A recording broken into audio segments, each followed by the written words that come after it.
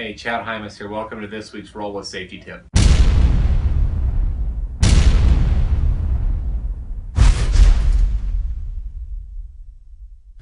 Welcome back. This week I wanted to come to you and share with all of you a message as it pertains to accountability. I'm on the road in an office here. I've got a book about good to great sitting right by me, one of my favorite books of all time.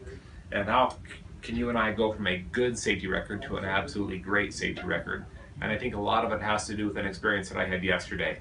I got a scary phone call yesterday from my oldest son who was in a car accident in my truck. And when he called me, he was hysterical. He was not in a laughing way. He was in shock, and he was crying, and he was worried about the damage done to the truck. And he kept saying, "Dad, you're going to hate me, and Dad, you're going to be so mad, and Dad, I'm so sorry that I hurt your truck." And I said to him, "Son, are you okay? Is everybody okay? Is anybody hurt?" He said no, and come to find out, somebody had hit him in the truck and didn't quite total the vehicle, but caused enough mental damage that the kid has been worried.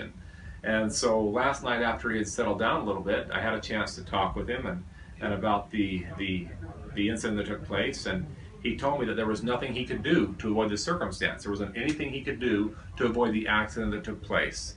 And that's where I wanted to question him a little bit. So I asked him a couple questions. I said, did you decide to take the truck and go to lunch?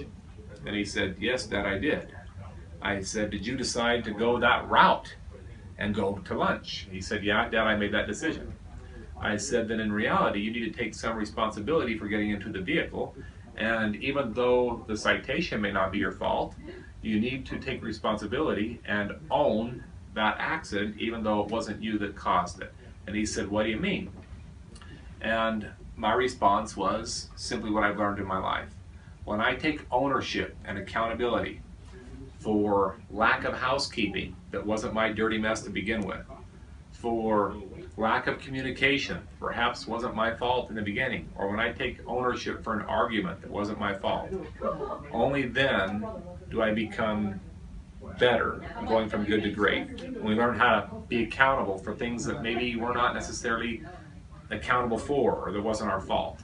The message this week is to take ownership and to be accountable for every circumstance of our life, the good, the bad, the accidents, the successes, and be willing to own up to those. You and I do that, we're going to be that much closer to a zero tolerance culture. Until next week, roll with safety.